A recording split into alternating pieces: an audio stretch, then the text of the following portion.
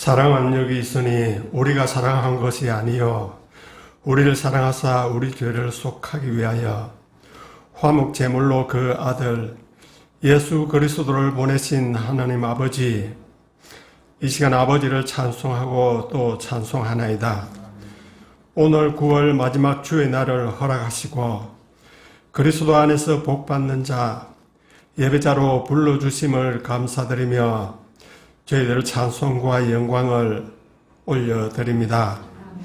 이 시간 예배할 때에 우리의 삶 속에서 드러낸 부끄럽고 죄인된 모습과 우리의 감당하기에 무거운 짐들을 모두 하나님 앞에 내려놓기를 원하오니 하나님 우리를 불쌍히 여겨 주옵소서. 예배하는 가운데 사탄의 권세 있다면 물리쳐 주시고 우리에게 죄악된 품성이 있다면 제거하여 주옵소서. 그리고 이 시간 머리 숙은 지체들마다 그 속에 정한 마음을 창조하시고 그 안에 정직한 영을 새롭게 하셔서 온전히 하나님만 향하게 하옵소서. 자비하신 하나님 아버지, 우리 지체들을 기억하여 주옵소서. 날마다 예수님 닮아서 겸손과 섬김의 자세로 살게 하옵소서. 이미 얻었다 함도 아니요 온전히 이루었다 함도 아니라 오직 그리스도 예수께 잡힌 바 된 그것을 잡으려 달려갔던 사도 바울처럼 그렇게 달려가는 저희 지체들 다 되게 하옵소서. 하나님 아버지, 온 세상이 코로나19로 환난 중에 있습니다. 비록 환난 가운데 있을지라도 모든 나라 모든 백성이 여호와 하나님을 경외하며 찬양하게 하옵소서. 우리를 향하신 하나님의 인자하심이 그리고 진실하심이 영원하도다 찬송토록 하나님 간섭하여 주옵소서. 특별히 이 나라와 백성을 기억하여 주시기를 원합니다. 하나님을 두려워하며 말씀에 귀 기울이는 백성이 날마다 늘어나는 은총을 이 나라에 허락하여 주옵소서. 하나님 아버지, 저희들 말씀을 사모합니다. 말씀 듣는 가운데 은혜 받기를 원합니다. 단위에 세우신 목사님에게 지혜와 권세를 10배, 100배나 더하여 주옵소서. 그래서 선포되는 말씀의 능력 힘입어서 우리의 성도된 삶을 더욱 풍성하게 하시고 세상을 향하신 하나님의 역사가 우리를 통하여 이루어지게 하옵소서. 하나님 아버지, 예배의 시작입니다. 예배의 모든 순서마다 하나님 홀로 영광되기를 원하오며 귀하신 우리 주 예수님 이름으로 기도드리옵나이다. 아멘. 우리에게 주신 하나님의 말씀은 요한복음 9장 13절에서부터 41절까지 있는 말씀입니다. 내용이 좀 길어서 그 중에 우리가 24절과 25절 두 절만 한번 같이 한번 읽도록 하겠습니다. 24절, 9장 24절, 25절 두 절 말씀 같이 읽도록 하겠습니다. 이에 그들이 맹인이었던 사람을 두 번째 불러 이르되 너는 하나님께 영광을 돌리라. 우리는 이 사람이 죄인인 줄 아노라. 대답하되 그가 죄인인지 내가 알지 못하나 한 가지 아는 것은 내가 맹인으로 있다가 지금 보는 그것이니이다. 아멘. 내용이 길어서 다 읽지는 않고요. 두 절만 읽었습니다. 그중에 우리 9장 25절에 있는 말씀은 이번 한 주간 동안 우리 암송 구절입니다. 우리 지난주에 암송을 같이 한번 하고 말씀 듣도록 하겠습니다. 요한복음 9장 4절 말씀. 때가 아직 낮음에 나를 보내신 이의 일을 우리가 하여야 하리라. 밤이 오리니 그때는 아무도 일할 수 없느니라. 요한복음 9장 4절 말씀. 아멘. 이 요한복음 9장은 그 맹인이 눈을 뜨는 사건입니다. 그래서 오늘 본문 9장의 말씀을 쭉 보시면은 맹인과 여러 사람들이 이렇게 본문에 나오게 되는데 오늘은 그 중에 이 맹인에 집중해서 말씀을 보겠습니다. 다른 사람은 다음 주일에 같이 한 말씀 보도록 하겠습니다. 오늘 본문이 쭉 긴데 오늘 쭉 계속 따라서 한번 이렇게 보도록 하겠습니다. 먼저 우리 13절 말씀을 같이 한번 읽도록 하겠습니다. 그들이 전에 맹인이었던 사람을 데리고 바리새인들에게 갔더라. 아멘. 날 때부터 맹인이었던 사람이 지금 눈을 뜨는 그런 사건인데, 예수님께서 그 맹인을 이제 길에서 만나셔서 땅에다 침을 뱉으신 다음에 그 진흙을 이기셔서 그 진흙을 눈에 바르고 이제 실로암 연못에 가서 내 눈을 씻으라라고 이렇게 말했습니다. 이 맹인이 예수님의 말씀 그대로 순종해서 눈에 흙이 묻힌 채 이제 실로암 연못에 가게 됩니다. 우리 한번 상상을 해보면은 유대 그 중동 지역은 그렇게 건조한 날씨입니다. 처음에는 진흙이 이렇게 치에 묻혀서 좀 이렇게 진흙처럼 되었겠지만은 눈에 바르고 나서 실로암까지 거리가 얼마인지는 잘 모르겠지만은 한동안에 이제 마르면은 이 흙이 이제 이렇게 처음엔 좀 짙은 색깔이었다가 이제 허연 색깔로 이렇게 될 것 같은 그런 생각이 듭니다. 한번 상상해 볼 것 같습니다. 그래서 이제 그런 상태로 이제 이 맹인이 이제 실로암 연못으로 이렇게 가는데, 당시 사람들한테 굉장히 구경거리가 된 것입니다. 그래서 아이들이 아마 그 맹인의 뒤를 쫓아갔을 것 같아요. 그래서 얼레리 꼴레리 하면서 막 놀리면서 막 쫓아갔을 것 같습니다. 우리들도 어릴 때 보면은 우리 동네에 소독차가 이렇게 지나가면 막 그 연기 맡으면서 뒤따라 이렇게 가잖아요. 뒤따라가는 것처럼 우리 어릴 때 놀이거리가 별로 없으니까, 지금이야 워낙 놀 거 많으니까 아이들이 하지만 우리는 놀거리가 별로 없으니까 그래도 이제 막 쫓아간다. 그러니까 이때 당시에도 예루살렘의 아이들도 별로 놀거리가 별로 없으니까 맹인이 이렇게 흙을 이렇게 눈에 바른 다음에 이렇게 그 맹인으로 이렇게 지팡이를 잡든지 누굴 인도함 받든지 이렇게 실로암 연못에 이렇게 가는 걸 보고 아마 뒤에 졸졸졸 쫓아다니면서 아마 놀리고 아마 그랬을 것 같습니다. 그래서 이 맹인이 실로암에 가서 이렇게 물로 이렇게 눈에 이제 진흙을 이렇게 씻을 때 그 눈이 이렇게 밝아졌습니다. 그걸 쫓아갔던 사람들, 또 구경하는 사람들이 다 놀랐습니다. 야, 이게 대체 무슨 일이 벌어진 거야? 라고 다 놀랐습니다. 맹인도 놀랐을 뿐만이 아니라 그걸 구경했던 사람들 다 놀랐을 것입니다. 놀라서 이게 대체 무슨 일인가 싶어서 그 맹인을 데리고 이제 바리새인에게 좀 찾아갑니다. 바리새인 찾아간 이유는 이런 일이 집에 발생했는데 이게 대체 무슨 뜻이냐, 이게 어떻게 이렇게 이런 일이 발생했느냐, 거기에 대해서 좀 뭔가 이렇게 해석을 해달라, 뭔가 좀 어떻게 좀 우리한테 설명해달라라는 차원으로 이 맹인을 바리새인에게 데리고 갔습니다. 그래서 이 바리새인들이 이제 이 눈뜬 맹인을 가지고 이제 오늘 본문은 계속해서 이제 묻고 따지고 하는 것입니다. 오늘날로 치면 지금 맹인 청문회가 열린 것입니다.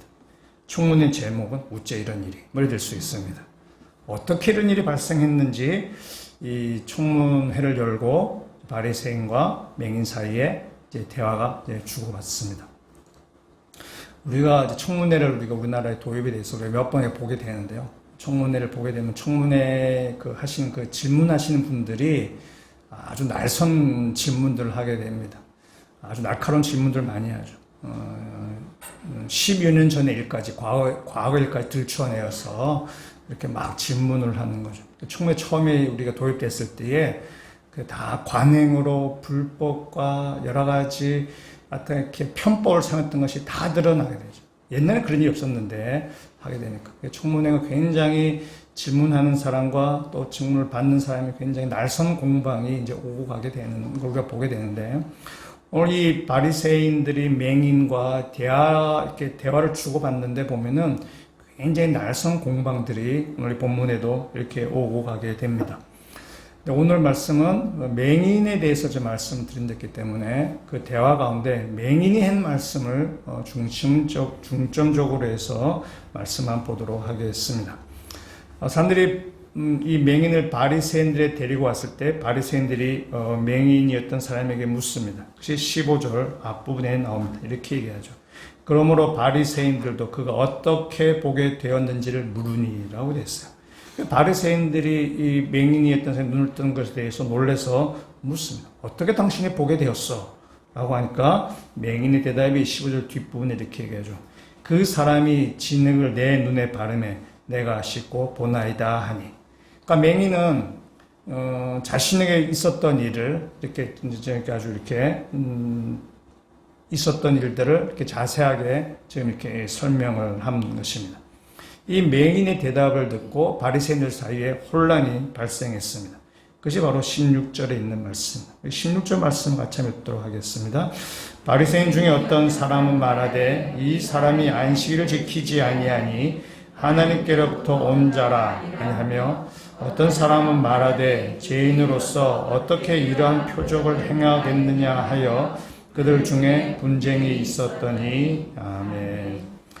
사람들은 그 예수님께서 이 맹인을 고치셨다는 사실을 다 알고 있습니다. 근데 예수님이 안식일 날 이 맹인을 고쳤습니다. 그래서 이 바리새인들 사이에 좀 논란이 좀 발생한 것입니다. 어떤 바리새인들은 야, 이 안식일 날 이런 일을 한 걸 보니 율법을 지키지 않는데 어떻게 이 사람이 하나님께로부터 왔다고 말할 수 있느냐? 이건 가짜다.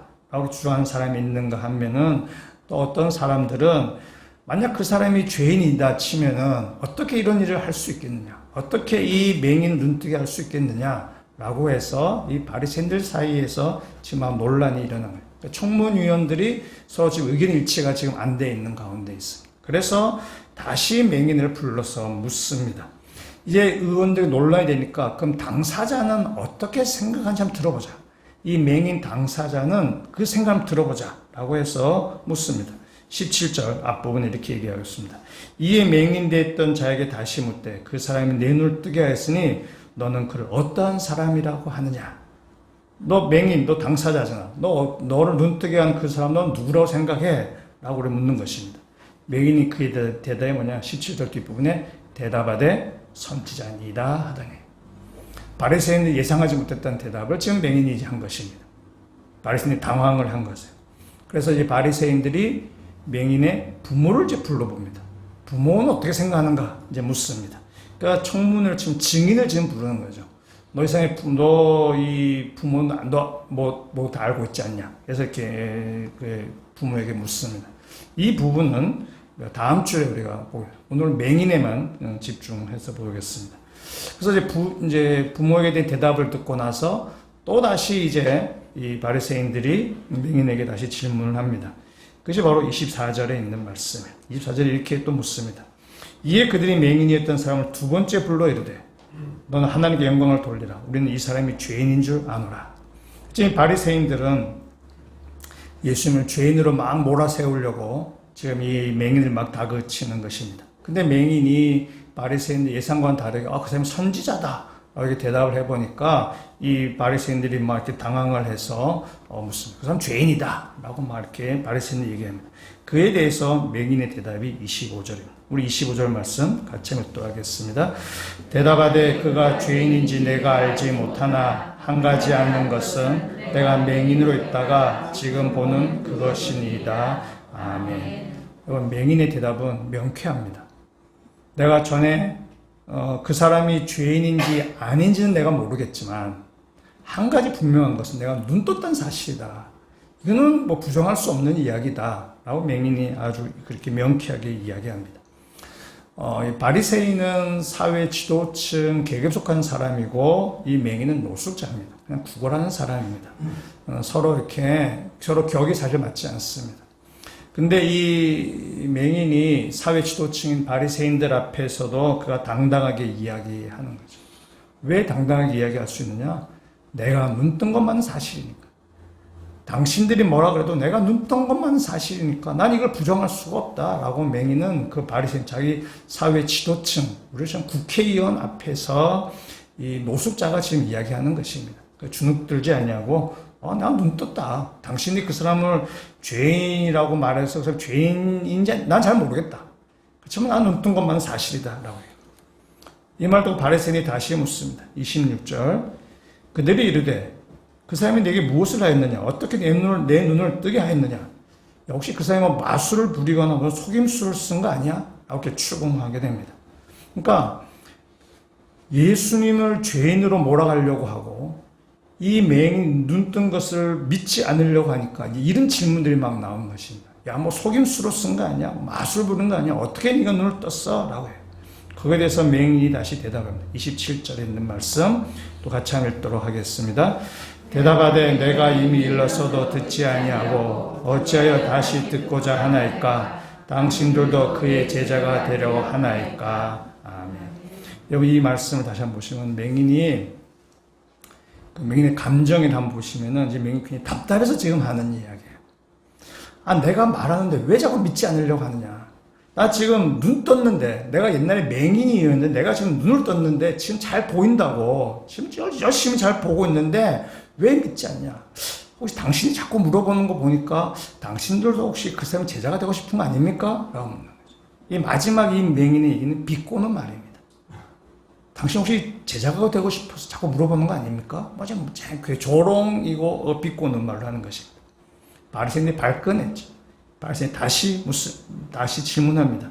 28절에서 29절에 그들이 욕하여 이르되 너는 그의 제자이나 우리는 모세의 제자라. 하나님이 모세에게는 말씀하신 우리가 알거니와 이 사람 어디서 왔는지 알지 못하노라. 그래서 바리새인은 우리는 모세의 제자다. 그 사람 어디서 왔는지 우리하고는 이 종이 다른 사람이다. 그 사람은 죄인이다 라고 이야기합니다. 그때 맹인의 대답이 30절에서 33절에 있는 말씀, 조금 길지만은 우리 한번 같이 한번 읽도록 하겠습니다. 그 사람이 대답하여 이르되 이상하다. 이 사람이 내 눈을 뜨게 하였으되 당신들은 그가 어디서 왔는지 알지 못하는도다. 하나님이 죄인의 말을 듣지 아니하시고 경건하여 그 뜻대로 향하는 자의 말을 들으시는 줄을 우리가 아나이다. 창세 이후로 맹인으로 난 자의 눈을 뜨게 하였다 함을 듣지 못하였으니 이 사람이 하나님께로부터 오지 아니하였으면 아무일도 할 수 없으리이다. 아멘. 맹인의 말은 이런 거죠. 이 사람이 내 눈을 뜨게 했는데 어디서 왔는지 모른다고? 한번 생각해 보십시오. 하나님께서 죄인의 말을 듣겠습니까? 아니면은 경건하고 하나님께 순종하는 사람의 말을 듣겠습니까? 나는 창세 이후로 내가 지금까지 맹인이 눈 떴다는 얘기를 들어본 적이 없습니다. 이 맹인이 눈을 뜨게 된 것은 하나님께서 하신 일인데 하나님께서 죄인을 통해서 일하시겠습니까? 하나님께서는 경건하고 당신의 말을 잘 순종하는 사람을 통해서 일하지 않겠습니까? 맹인이 지금 그렇게 이야기하는 것입니다. 이런 일을 했는데 그 사람이 하나님께부터 온 사람이 아니라고 말씀하는 것입니까? 이상한 말 하지 마세요 라고 맹인이 그렇게 이야기하는 것입니다. 지금 이 바리새인과 맹인 사이에 이 대화가 지금 5번 정도 이렇게 오고 가게 됩니다. 바리새인들이 끈질기게 묻는 거죠. 왜냐하면 그들은 예수를 죄인으로 몰아세워서 예수를 제거하려고 하는 그런 입장이기 때문에 그렇습니다. 이에 대해 맹인의 대답은 담백합니다. 내가 맹인이었는데 그러나 지금 제가 눈을 떴습니다. 맹인의 대답은 담백한 것이에요. 이것은 하나님께부터 하지 않으면 할 수 없는 일을 한 것이, 그런 일이 벌어진 것입니다. 내가 하는 말은 분명한 사실이기 때문에 난 이렇게 말합니다. 그러니까 맹인이 바리새인들이 여러 가지 질문을 하지만은 맹인의 대답은 딱 하나. 내가 전에는 맹인이었지만 지금 내가 눈을 떴습니다. 하나님께서 보내신 자가 하나님께부터 보낸 자만이 하실 수 있는 일입니다. 라는 것입니다. 오늘 이 맹인의 대답을 통해서 우리가 한 3가지 정도 우리가 교훈을 좀 삼고자 합니다. 신앙생활에 있어서 교훈을 삼고자 하는데 첫 번째는 신앙은 사건입니다. 신앙은 사건이 발생한 것입니다. 지금 바리새인들이 맹인에게 여러 번 질문하지만 맹인의 대답은 동일합니다. 맹인의 대답은 동일할 뿐만이 아니라 맹인의 대답에는 자신감이 차 있습니다. 나는 맹인이었지만은 지금 눈을 떠서 사물들을 저는 보게 되었습니다. 그래서 맹인은 내가 만난 예수를 지금 이야기하고 있는 것입니다. 예수님이 자신의 눈을 뜨게 했다는 그 사실을 지금 간증하는 것입니다. 내가 만난 예수보다 더 확실한 간증은 없습니다. 내가 경험한 예수죠. 내가 만났던 예수입니다. 바리새인들이 맹인에게 계속해서 추구하는 것은 예수를 죄인으로 몰고자 함입니다. 그래서 맹인을 얼르기도 하고 또는 협박하기도 하고 막 그렇습니다. 그래도 이 맹인이 굽히지 아니하고 자신의 겪었던 일, 자신의 경험을 계속해서 주장을 하니까 마지막에 어떻게 됐는가 하면은 34절에 있는 말씀입니다. 34절 말씀 같이 묵도하겠습니다. 그들이 대답하여 이르되 내가 온전히 죄 가운데서 나서 우리를 가르치느냐 하고 이에 쫓아내어 보내니라. 아멘. 이 쫓아냈다는 이 말은 맹인을 그 유대교에서 출교시켰다라는 뜻입니다. 공동체에서 이렇게 제외시켰다, 이런 출교시켜버린 것입니다. 당시 이스라엘은 그 종교사회, 재정일치 사회죠. 종교 지도자들이 그냥 세상의 지도자이기 때문에 바리새인, 대제사장 이런 사람이 지도자인, 그러니까 종교 중심적인 사회예요. 근데 그런 사회에서 그 이스라엘 백성, 이 출교는 이스라엘 백성들이 제일 겁나는, 제일 두려워하는 형벌입니다. 그러니까 우리가 중세, 서양의 중세 시대에도 그때 기독교가 지배했던 그런 시대이기 때문에 그때 아주 무거운 형벌은 수찬 정지 이런 겁니다. 성찬에 참여하지 못하게 하는 것. 우리가 여러분 그거 볼 때 뭘 대수롭지 않다고 생각할지 모르겠지만은 종교가 이렇게 중심이 되어 있는 세상에서 종교의 모든 예식에서 이렇게 박탈하는 것은 엄청난 그런 고통이 가해지는 것입니다. 뭐 물리적인 손상은 아니지만은 사람들과의 관계 속에서 정상적인 생활을 할 수 없게 만드는 일이 되는 것입니다. 당시에도 이 유대교에서 출교를 당하면은, 영원한 출교를 당하게 되면은 성전에 들어갈 수 없습니다. 성전에 들어갈 수 없다는 이야기는 뭐냐면은 하나님과의 관계가 끊어진다는 그런 의미가 되는 것입니다. 어떤 법적 보호도 받을 수 없습니다. 예를 들어서 길을 가다가 억울하게 다른 사람에게 이렇게 폭력을 당했습니다. 억울한 일을 당했어요. 근데 법적으로 어떠한 도움도 받을 수가 없습니다. 출교를 당했기 때문에. 또한 이 사람이 죽었을 때는 아무도 와서 곡을 해줄 수가 없습니다. 곡한 일이 금지된 것입니다. 그래서 이 출교는 이스라엘 백성들이 누구나 두려워하는, 가장 피하려고 하는 그런 형벌이 바로 이 출교입니다. 그러니까 이 맹인은 출교의 위험을 감수하면서 자신의 주장을 지금 굽히지 않은 것입니다. 왜냐?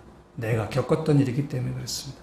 내가 만난 예수이기 때문에 맹인 어떠한 위협 앞에서도 그의 주장을 지금 굴복하지 않습니다. 우리 이 세계사를 가르는 사건이 제일 중요한 사건 중에 하나가 BC와 AD죠.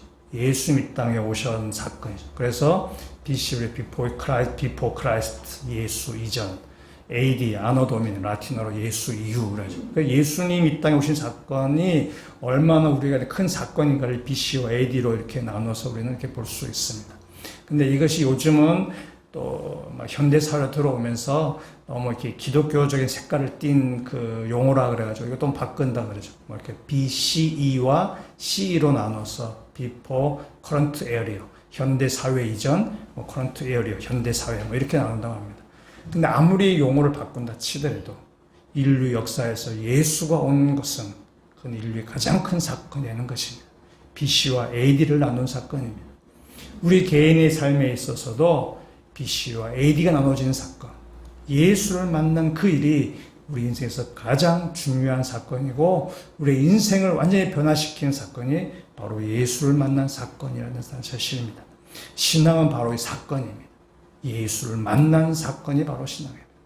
여러분 예수를 만난 경험이 없다면 여러분은 참 불쌍한 사람이죠. 이 자리에 오신 분은 다 예수를 만난 사건이 있습니다. 그러면 여러분 그것을 잘 기억하고 계셔야 되고 잘 묵상하고 계셔야 됩니다. 그럴 때에 그 예수를 만난 사건, 나의 인생을 BC와 AD로 나눈 그 예수 만난 사건을 잘 기억하고 있을 때에 내가 어떤 위협 앞에서, 어떤 유혹 앞에서도 그걸 내 신앙을 지켜나갈 수 있게 된다는 사실입니다. 근데 그 사건을 망각해버리면은 위협 앞에서나 유혹 앞에서 우리는 그냥 넘어질 수밖에 없는 것입니다.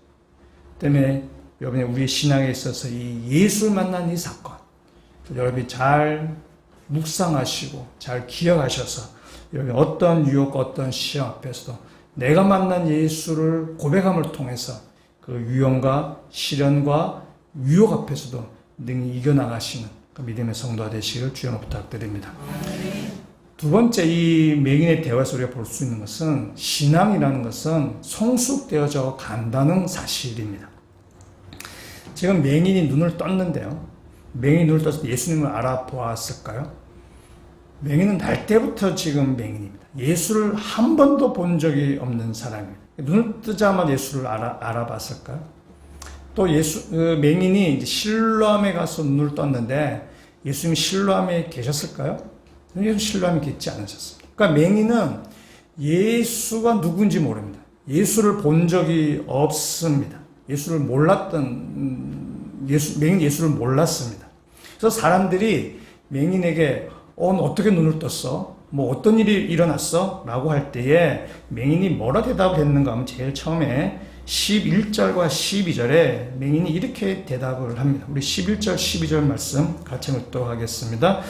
대답하되 예수라 하는 그 사람이 진흙을 이겨 내 눈에 바르고 나더러 실로암에 가서 씻으라 하기에 가서 씻었더니 보게 되었노라. 그들이 이르되 그가 어디 있느냐 이르되 알지 못하노라 하니라. 아멘. 맹인이 뭐라 말하면 예수라는 사람이 날 눈을 뜨게 해줬다. 그 맹인이 예수님 누군지를 모릅니다. 예수라는 사람이라고 할 정도입니다. 그리고 그 사람 어디 있느냐? 난 몰라. 라고 얘기해요. 그러니까 예수라고 하는 사람, 이 정도밖에 지금 맹인이 모릅니다. 다시 이제 바리새인에게 맹인을 데리고 왔습니다. 그래서 바리새인이 이 맹인에게 묻습니다. 그때 맹인의 대답이 아까 15절이었는데 15절 마지막 부분에 이렇게 얘기합니다. 그 사람이 진흙을 내 눈에 바르매 내가 씻고 보나이다. 예수를 뭐라 했냐? 그 사람이다 얘기하죠.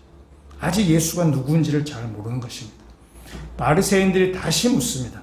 너는 그 사람, 아까 부모에게 갔다가 뭐 해서 이 당사자한테 물어보자. 이 바리새인이 당사자는 뭐라고 생각하냐? 물어보자. 이 맹인에게 묻습니다. 너 그 사람 누구라고 얘기하냐? 라고 할 때 아까 17절에 뭐냐? 선지자니다. 그러니까 앞에 대답과는 조금 달라졌죠. 앞에는 그 사람이다. 예수라는 사람이다. 나 그 사람 어딘지 모른다 하다가 이제는 선지자다. 그러죠. 그러니까 여기에 대해서 바리새인들이 당황을 했죠. 당황을 했을 때 다시 묻고 이 맹인이 대답합니다. 33절에 이렇게 대답을 합니다. 이 사람이 하나님께로부터 오지 아니하였으면 아무 일도 할 수 없으리이다. 그러니까 맹인은 뭐라냐? 이 사람이 하나님께로부터 온 사람이다라고 얘기하는 거죠. 하나님께로부터 왔기 때문에 내 눈을 뜨게 할 수 있는 것입니다. 라고 맹인은 그렇게 대답합니다. 나중에 맹인이 예수님을 만납니다. 예수를 만나고 맹인이 이렇게 이야기합니다. 38절에 있는 말씀 우리 한번 같이 읽도록 하겠습니다. 이르되 주여 내가 믿나이다 하고 절하는지라. 아멘. 맹인이 지금 예수를 뭐라고 부르나요? 주여라고 해요. 주님이라고 부르요. 주님이라 부르고 그 앞에 지금 절합니다. 그러니까 맹인이 예수를 부르는 이렇게 호칭을 쭉 따라가다 보면은 호칭이 점점점 바뀌어가는 것이죠. 처음엔 예수라고 하는 사람, 그 사람, 그다가 선지자였다가 하나님부터 보낸 사람이었다가 나중에는 예수를 주라고 지금 고백을 하는 것입니다. 이것은 맹인이 한 사람이 예수의 제자가 되어가는 과정입니다. 우리가 예수를 믿고 나서 예수를 믿는다고 할 때 아니면 우리 교회 다닌다고 하면서 처음부터 예수를 주라고 고백하는 것이 아닙니다. 저의 개인의 경험만 놓고 봐도 그렇습니다. 저의 개인의 경험만 놓고 저는 모태신앙인데 제가 예수를 주라고 고백할 때까지는 수십 년의 세월이 걸렸습니다. 물론 그 중에는 제가 영적으로 좀 게으르고 또 이렇게 신앙생활 잘 하지 아니하는 그런 기간들도 있었지만은 아무튼 상당히 오랜 시간 걸렸습니다. 예수를 주라고 고백하는 것은 참 어렵습니다. 우리가 지난주에 우리 목장이 잠깐 모였었는데 초신자에게 물어봤어요. 너는 예수를 믿니? 잘 모르겠는데요. 그래요. 정확한 대답이에요. 예수가 나의 주인이라고 고백하기는 굉장히 오랜 시간이 걸립니다. 쉽지 않은 고백이기 때문에 그렇습니다. 우리나라가 한국교회 가장 부흥할 때에 한국교회가 사람들 전도하면서 이런 전도를 많이 했습니다. 예수를 영접하시겠습니까? 라고 묻습니다. 대학생 선교단체를 중심으로 해서 일어났던 그 선교운동에 교회도 들어와서 그런 식으로 전도를 많이 했습니다. 이런 불신자, 예수를 전혀 모르는 사람에게 이렇게 몇 가지 사실을 알려주고 당신은 예수를 영접하시겠습니까? 라고 이렇게 묻는 것이에요. 여러분, 그 예수를 영접한다는 것이 예수를 영접하면 구원을 받는다라는 이렇게 말하는 것인데 그 복음인데 그 복음을 그렇게 짧은 시간에 전한다는 것도 넌센스한 일이지만은 그 짧은 시간에 그 설명을 듣고 내가 예수를 영접하겠습니다 라고 하는 것도 이거 참 이상한 일이에요. 결코 이게 벌어질 일이 아니에요. 여러분, 예수 믿는다는 것은 내 인생을 전부 거는 것입니다. 어쩌면서 도박이라고 얘기할 수 있어요. 내 인생을 전부 거는 것이에요. 올와 나싱이 될 수 있는 것이에요. 근데 그것을 고작 한 10분 정도 설명 들어서 한 30분 정도 설명 들어서 내 인생을 그렇게 걸 수 있다? 이거는 뭐 설명하기 참 어렵습니다. 근데 한국교회 그런 식으로 부흥을 많이 했습니다. 부흥을 많이 했는데 그로 끝났기 때문에 한국교회가 문제예요. 예수를 이제 믿기 시작했는데 그 믿기 시작해서 멈추지 않고 계속 성장해 가야 되는데 그냥 예수를 영접했네, 믿었네, 그러고는 예수 이제 예수 잘 믿으세요. 이게 끝. 더 이상 양육이거나 교육이 되지 아니하는 것이 한국교회가 지금 굉장히 약화된 지금 우리의 모습이죠. 그래서 우리가 예수를 주로 고백하는 내 인생을 전부 거는 일인데 우리의 삶을 볼 때 그렇지 않은 교회 다니는 사람이 참 많이 있다는 것입니다. 여러분, 예수님의 제자들도 예수를 만나자마자 다 믿은 것이 아닙니다. 참된 제자가 되기 위해서 3년 세월이 걸렸습니다. 여러분, 예수를 믿자마자, 교회를 다니자마자 나는 예수를 주인으로, 나는 그의 종으로 그렇게 고백이 쉽게 나올 수 있는 성질일 것이 아닙니다. 때문에 이번 교회 다니면서 어떤 사람이 교회 다닌 지 얼마 안 됐는데 예수를 막 주인으로 고백하고 그러면은 약간 좀 이상한 겁니다. 의심해 보셔야 돼요. 시간이 좀 걸려야 되는 것입니다. 그 여러 가지. 그래서 예수 교회 다닌 지 얼마 안 된 사람한테 막 교회 일을 맡기고 그거 참 조심스럽습니다. 왜냐하면 이거는 세상적인 영역이 이게 아니기 때문에 교회 일이라는 것은. 이제 그런 사람들 가다가 좀 낚시내면 또 이렇게 자빠지죠. 그러면 막 그 일이 이제 엉망이 되어버리는 거죠. 잠수 타버리니까. 일이 되지가 않는 것입니다. 그래서 교회 일은 신앙 고백이 분명한 사람이 교회를 해 나가는 것이 그 교회 건강해지게 되는 것입니다. 너무나 신앙의 고백이 분명하지 않은 사람들이 교회 일을 맡아서 하고 중직자가 되고 심지어 목사가 되기도 할 때 그 교회가 참 문제가 많이 되는 것입니다. 이 맹인은 눈을 뜨자마자 주로 고백하는 것이 아닙니다. 처음에는 그냥 예수라는 사람 이렇게 시작했지만은 나중에 주님이라고 고백하는 것입니다. 이렇게 과정을 거쳐가면서 성숙해가면서 한 사람이 예수의 제자가 되는 것입니다. 그래서 우리는 성화라고 이야기합니다. 신앙은 성화되어져 가는 것입니다. 오늘 이 맹인의 대화를 보면서 우리가 성화되어져 가는 비결을 우리가 하나 여기서 배울 수 있는데 이것입니다. 지금 맹인이 예수라는 사람, 그 사람이라는 말에서부터 예수 주인이라고 고백할 때까지는 지금 어떤 과정이 있나요? 바리새인과 계속 청문회 과정을 겪는 것입니다. 바리새인이 질문하고 거기에 대해서 대답을 하고 막 그런 과정을 이제 겪어가는 것입니다. 그러면서 맹인의 고백이 또 분명해지는 것이고 그 과정을 겪으면서 자기의 눈을 뜨게 한 사람이 누구인지를 맹인은 점점점 깨달아가는 것입니다. 우리들이 지식을 얻는 과정도 비슷합니다.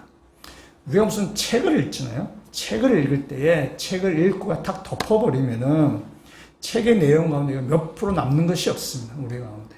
절반이 뭐야? 20-30%도 안 남습니다. 책을 딱 일단 딱 덮어버리면. 그래서 사람들이 책을 읽고 나서 사람들과 이렇게 대화를 하는 거죠. 토론을 하거나 서로 그 대화를 하면서 책의 내용을 대화를 통해서 상대방의 이야기도 듣고 또 내 입으로 이야기하면서 책의 내용들이 내한테 지식으로 이렇게 쌓여져 가는 것입니다. 그래서 책을 읽고 딱 덮는 것보다 책을 읽고 나서 사람들과 대화를 주고받으면서 그 책에 얻은 지식을 내 것으로 만들어 가는 것이고 또 어렴풋하게 알았던 것을 서로 대화를 하고 질문을 주고받아 가면서 어렴풋하게 알았던 것이 더 명쾌해져 가는 거예요. 더 분명해져 가는 것입니다. 그래서 책을 읽은 다음에 사람들과 토론하는 과정은 그 책의 지식을 얻는 데 굉장히 중요한 과정입니다. 토론이 되지 않는다면은 내 혼자 책을 읽는다면 나 혼자 나하고 대화를 해야 되는 거죠. 그리고 우리가 보통 그걸 사색한다고 얘기하죠. 내가 고민한다고 얘기하죠. 그래서 책을 읽고 나서 뭐 영화를 보고 나서나 그걸 내가 이렇게 고민을 하고 사색하고 생각을 해서 나와 스스로 대화를 할 때에 그 내용이 내 것으로 더 정확하게 남게 되는 거죠. 어렴풋했던 것들이 명확해지는 거죠. 근데 이런 과정을 거치지 않으면은 다 날아가 버려요. 지식이 책을 100권 읽어도 남는 게 하나도 없게 되는 거죠. 그래서 사람들과 대화를 통해서 나와의 대화를 통해서 그 지식이 내 것으로 더 이렇게 점점점 쌓여져 가는 것입니다. 여러분 신앙생활에도 마찬가지라고 저는 생각합니다. 우리 신앙이 점점 성화되어 가기 위해서는 같은 원리가 작동합니다. 우리가 말씀을 묵상하고 사람들과 나눔이 필요합니다. 말씀을 읽고 서로 나눔을 통해서 우리의 성경 지식이 쌓여져 갈 뿐만이 아니라 우리의 신앙의 정리가 되고 또 그 우리 삶 가운데 우리 어떻게 살아야 될지를 서로 나눔을 통해서 우리의 삶도 정리가 되어 가는 것입니다. 그래서 우리의 신앙이 더 분명해지는 것이고 예수님에 대한 생각이 더 명확해져 가는 것이고 우리의 신앙이 점점 더 성화되어져 가는 것입니다. 우리가 교회에서 모든 사람이 모여서 함께 예배를 드리는 것인데 이것으로 끝나는 것이 아니라 교회는 또 하나의 작은 모임이 있습니다. 우리는 목장 모임으로 이야기를 하게 되기도 합니다. 우리가 코로나19 상황이라서 교회에서 공식적으로 목장 모임을 모이라고 제가 말을 못하지만 영적 부흥을 위해서 개인의 신앙의 성장을 위해서 목장 모임이 여러 모양 형태로 여러 가지 방법으로 목장 모임이 더욱더 활성화되기를 주의로 부탁드립니다. 그것이 여러분이 신앙이 성장해어 가는 길입니다. 여러분 신앙이 더욱더 성화되어 가는 길입니다. 나눔이 있지 않냐고는 사람들과 나눔이 있지 않고는 내 신앙이 성화되어 가기가 참 어렵습니다. 오늘 이 맹인이 잘 보십시오. 바리새인과 대화하는 가운데 어렴풋했지만 바리새인과 치열하게 이 대화의 과정 가는 가운데 내 눈을 뜨게 한 사람이 이것이 죄인으로 할 수 없는 거구나. 하나님께로 보낸 자만이 할 수 있는 일이구나. 난 지금까지 맹인 눈 뜬 지 한 번도 본 적이 없는데 내 눈을 뜬 거 보니까 이 사람은 하나님 보낸 사람이구나. 그리고 마지막 예수 만났을 때에 예수님, 주님이라고 그가 고백할 수 있던 사실입니다. 아마 바리새인과의 대화가 없었다면은 그냥 그의 기적은 그냥 개인의 어떤 눈을 뜨는 일로 끝나고 말았을 것입니다. 우리의 신앙도 마찬가지입니다.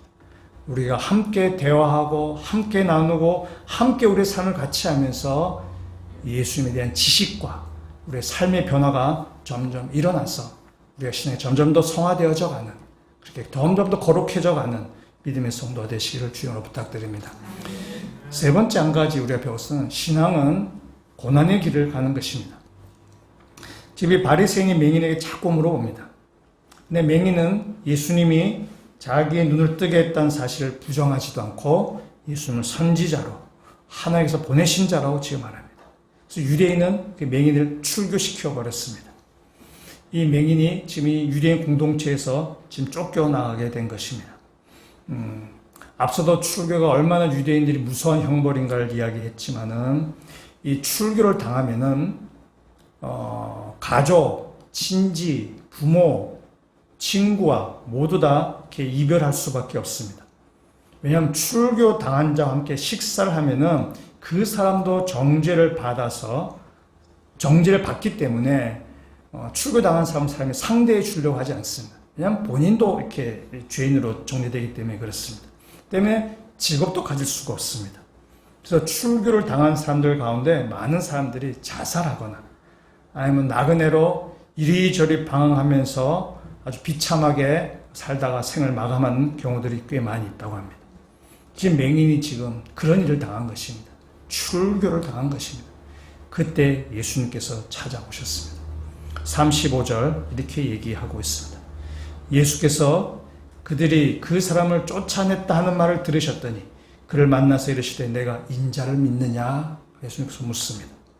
지금 맹인은 출교를 당했어요. 굉장해서 낙심할 수밖에 없는 그런 상황입니다. 맹인 입장에서 나는 진실을 이야기했는데 내가 겪었던 일을 그냥 이야기했을 뿐인데 그 결과는 출교입니다.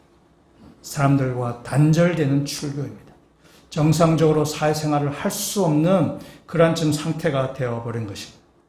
그때 예수님께서 좀 찾아오셨어요. 맹인이 눈을 뜨기 전에는 구걸하면서 살았습니다. 구걸하면서 그냥 하루 밥벌이 하면서 이럭저럭 살았습니다. 이제 눈을 뜨게 됐어요. 눈을 뜨게 되면서 모든 것이 지금 변화되어서 이제 새 출발할 수 있습니다. 이제는 더 이상 구걸하지 않아도 됩니다. 내가 자립해서 일할 수 있습니다. 이제는 구질구질한 인생이 아니라 좀 반듯한 인생을 살 수 있습니다. 그런데 그게 기대가 되는데 근데 출교를 당해서 지금 정상적인 생활을 할 수 없는 지금 처지가 되어버린 것입니다. 어떤 면에서 맹인으로 있을 때보다 더 비참한 상황 가운데 지금 처하게 되어버렸습니다. 자기 눈을 뜨게 한 사람이 예수란 사실을 부인하지 않았기 때문에 예수란 사실을 그가 계속해서 이야기하기 때문에 빚어진 결과입니다. 맹인이 속으로 이렇게 생각할지 모르겠어요. 생각했을 것 같아요. 바리새인이 원하는 대답을 할걸. 그래서 내가 이렇게 비참해지지 않았을 텐데 아마 그런 생각을 했을 법도 합니다. 저 같은 그런 생각이 들 것 같아요. 좀 후회스러운 거죠. 내가 왜 그냥 갈릴레오처럼 아닌데 나중에 돌아가서 예수께서 이러면 될 텐데 왜 그랬을까라는 그런 생각이 들 것 같기도 합니다. 근데 그때 예수님이 찾아오신 거예요. 낙심해 있는 상황 가운데 유대에게서 출교를 당하고 낙심하고 좌절되는 가운데 예수님께서 찾아오셔서 그 맹인을 지금 품에 안아주십니다. 그럼 지금 맹인은 위로가 필요한 상황이에요. 굉장히 위로가 지금 필요한 거죠. 그래서 예수님이 그 맹인을 만나서 네가 나 때문에 고생이 많구나. 그래 어쩌겠노. 힘들어 참아야지. 예수님이 그렇게 말했으면 좋겠지만 예수님이 그렇게 말씀하지 않습니다. 예수님이 뭐라 말씀해요? 인자를 믿느냐라고 이렇게 묻습니다. 어떤 면에서 위로가 필요한 사람에게 좀 뜬금없는 이야기일 수 있습니다. 근데 예수님은 이 땅에 계시는 동안에 예수님은 자신을 스스로 하나님의 아들이라고 스스로 말씀하신 적은 한 번도 없습니다. 예수님은 자신을 뭐라 해요? 난 인자, 사람의 아들이라고 예수님은 말씀합니다. 하나님의 아들이라고 하면은 이 이미지는 뭐냐면 영광스럽고 저 높은 자리에 계시고 그리고 뭔가 무소불위의 권력, 권위를 가진 어떤 그 신의 아들 그런 이미지를 우리에게 줍니다. 그러나 사람의 아들, 인자라고 하는 것은 그런 이미지가 아닙니다. 인자라고 할 땐 여기에는 고난당하고 죽음 당하시는 그런 이야기가 여기는 내포되어 있습니다. 성경에 많이 나오는데 몇 구절만 한번 보도록 하겠습니다. 요한복음 6장 53절에 있는 말씀 한번 보시도록 하겠습니다. 6장 53절 말씀 같이 읽도록 하겠습니다. 예수께서 이르시되 내가 진실로 진실로 너희에게 이르노니 인자의 살을 먹지 아니하고 인자의 피를 마시지 아니하면 너희 속에 생명이 없느니라. 아멘. 그래서 인자의 살을 먹고 인자의 피를 마시는 것은 성찬에 참여한다는 것을 의미합니다. 성찬에 참여한다는 것은 뭐냐? 예수 그리스도의 십자가 사건과 연합한다는 것을 의미합니다. 나의 죄를 위해서 나 대신 내 죄를 대속하시는 예수 그리스도의 십자가 사건이에요. 그래서 인자의 살을 먹고 인자의 피를 마시는 이야기입니다. 또 하나 요한복음 13장 31절에 있는 말씀도 한번 보도록 하겠습니다. 이 마지막 성찬 제혈과 식사 자리에서 나왔던 이야기입니다. 13장 31절 같이 읽겠습니다. 그가 나간 후에 예수께서 이르시되 지금 인자가 영광을 받았고 하나님도 인자로 말미암아 영광을 받으셨도다. 아멘. 이 앞에 그가 나가는 그는 바로 가룟유다를 이야기합니다. 식사 자리에서 가룟유다가 나간 다음에 예수를 팔 가룟유다가 나가는 예수님께서 말씀하셨다. 인자가 영광을 받았고 하나님도 인자로 영광을 받으셨다. 이 영광은 뭐예요? 십자가 사건을 이야기하는 거죠.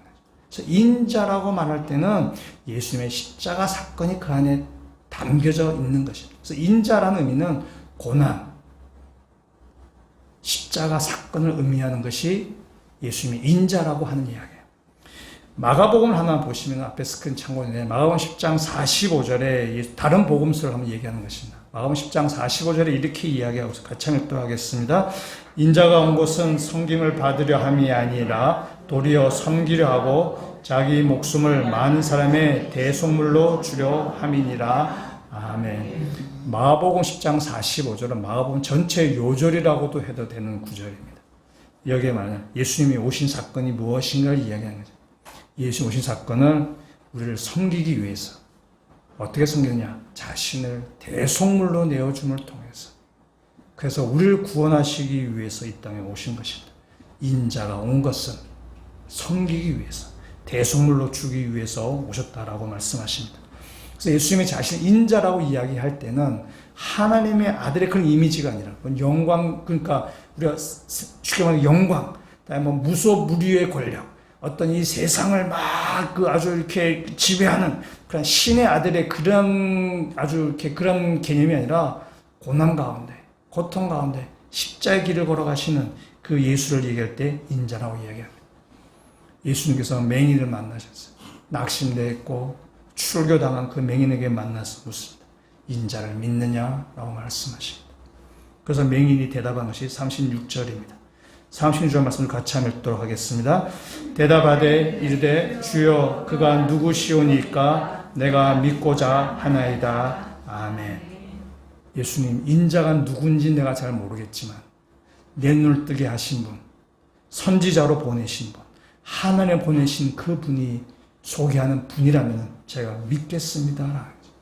그럴 때 예수님이 자신의 정체를 드러내십니다. 37절 예수께서 이르시되 내가 그를 보았거니와 지금 너와 말하는 자가 그이니라. 바로 내가 인자다라고 말씀하시는 것입니다. 예수님이 자신 누구인지를 지금 드러내시는 것입니다. 지금 맹인은 위로가 필요해요. 위로가 필요하고 낙심되어 있고 출교당해서 굉장히 어떠면서 지난 일을 후회할 수도 있는 그러한 굉장히 낙심된 가운데 있는데 예수님은 그 맹인에게 가셔서 인자를 믿느냐라고 얘기하는 거죠. 여러분, 이것이 진정한 위로입니다. 우리에게 진정한 위로자는 예수 그리스도밖에 없습니다. 세상에 어떤 것들, 뭐 물질이나 뭐 어떠한 뭐 우리 자녀의 성공이나 뭐 건강이나 이런 것이 우리의 위로가 아니라 예수 그리스도만 우리에게 참된 위로가 된다는 사실입니다. 그래서 예수님이 맹인에게 지금 묻는 거죠. 인자를 네가 믿느냐? 네가 지금 육신 눈을 떴지만은 네가 이제 영적인 눈이 밝아져서 너 앞에 있는 사람이 인자라는 사실을, 너를 구원한 자라는 사실을 알았으면 좋겠다라고 예수님께서 지금 말씀하시는 것입니다. 그래서 인자를 믿느냐라는 말은 맹인, 네가 지금 당하고 있는 이 고난과 핍박이 바로 내가 당했던 고난이고 핍박이고 예수의 제자가 가는 길이라는 사실을 지금 맹인에게 지금 알려주는 것입니다. 예수의 제자인 우리에게도 주시는 말씀입니다. 예수의 제자로 가는 길은 고난의 길을 가는 것입니다. 여러분, 신앙은 고난의 길을 올라가는 것입니다. 신앙은 좁은 길을 가는 것입니다. 많은 사람이 가는 큰 길로 가는 것이 아니라 많은 사람이 가기 싫어하는 그 좁은 길을 가는 것. 그것이 바로 신앙인이 가는 길이고 그리스도인이 가는 길입니다. 그 고난의 길을 갈 때에 주님께서 우리 위로가 되어주시고 주님께서 우리를 함께 하신다는 그 사실로서 우리가 위로가 되어서 그 고난의 길을 우리가 갈 수 있게 되는 것입니다. 예수의 이야기를 다 듣고 나서 맹인이 대답하는 것이 바로 37절에 있는 말씀입니다. 38절입니다. 38절 말씀 같이 읽겠습니다. 이르되 주여 내가 믿나이다 하고 절하는지라. 아멘. 주님, 당신 나의 주님입니다. 그건 내가 그 앞에서 절하는 것입니다. 맹인이 비로소 자기 눈을 뜨게 한 사람, 지금 자기 앞에 서 있는 사람이 누구인지를 지금 알고 그 앞에 주인으로 고백하고 지금 그 앞에 절하는 것입니다. 빛이신 예수 그리스도를 맹인이 만나서 육신 눈만 띄어졌을 뿐만이 아니라 영적 눈도 밝아지고 그의 삶이 지금 변화되었습니다. 그래서 예수를 주로 고백할 수 있었다는 것입니다. 그 고백으로 인해서 유대교 사회에서 출교를 당하는 일이 있다 치더라도 예수님 나의 주인이라는 사실을 고백할 수밖에 없는 것입니다. 나의 눈을 뜨게 하신 그분, 내 인생 눈을 뜨게 하신 그분을 내가 부인할 수가 없는 것입니다. 이 말씀을 다시 한번 생각해 보시면 신앙은 사건입니다. 우리 인생 가운데 BC와 AD를 나누는 사건, 우리 인생의 아주 결정적인 그 사건이 바로 예수를 만난 사건인데 그저 끝나지 아니하고 우리의 신앙은 점점 또 성화되어져 가는 것입니다. 성화되어져 갈 때에 우리 그리스도인들과 함께 우리 지체들과 함께 성장되어 갈 것인데 이 성화되어 가는 과정 가운데 우리가 고난을 겪게 되기도 하고 좁은 길을 걸어가면서 우리 신앙은 성장해 갈 것입니다. 그러나 그때 주님께서 우리의 위로자가 되어 주신다는 사실입니다. 우리 어제부터 고린도후서 말씀을 묵상하게 되는데 고린도후서 어제 말씀에 하나님께서 우리 위로가 되어 주신다는 말이 되게 많이 나오는 구절입니다. 우리 그 중에 한 구절만 같이 한번 보도록 하겠습니다. 고린도후서 1장에 있는 말씀은 스크린에 없습니다. 여러분들 찾으시라고 스크린 제공 안 합니다. 고린도후서 1장 5절에 있는 말씀입니다. 신약성경 286쪽에 있습니다. 고린도후서 1장 5절에 있는 말씀 같이 읽도록 하겠습니다. 그리스도의 고난이 우리에게 넘친 것 같이 우리가 받는 위로도 그리스도로 말미암아 넘치는도다. 아멘. 그리스도는 고난의 길을 걸어가는 사람들입니다. 주님께서 고난의 길을 걸어가신 것처럼 우리도 고난의 길을 걸어갑니다. 그러나 그 가운데 주님께서 우리 가운데 위로가 되어 주셔서 그 고난의 길도 능히 이겨나가고 그래서 우리의 신앙이 마침내 하얀날 이를 때까지 점점점 더 성화되어져 가는 그 길을 걸어가시는 믿음의 성도가 되시기를 주의 이름으로 축원합니다. 같이 한번 기도드리시겠습니다. 하나님, 저희도 영적인 맹인이었지만은 예수를 만나고 눈이 밝아졌음을 이 시간 저희들이 고백합니다. 그러나 그 자리에 멈추지 않게 하여 주시고 우리의 신앙이 점점 더 성화되어져 가게 되기를 주님 원합니다. 영적 깨어있는 자가 되게 하여 주셔서 우리의 지체들과 함께 신앙이 성숙되어져 가게 되기를 원합니다. 주님, 우리의 신앙이 더욱더 성숙되어져 감을 통하여서 우리가 어떤 상황 가운데도 어떤 환경 가운데도 예수 그리스도를 주님을 인정하며 고백하며 살아가는 신실한 그리스도인이 되게 인도하여 주시옵소서. 예수 그리스도의 이름으로 기도합니다. 아멘.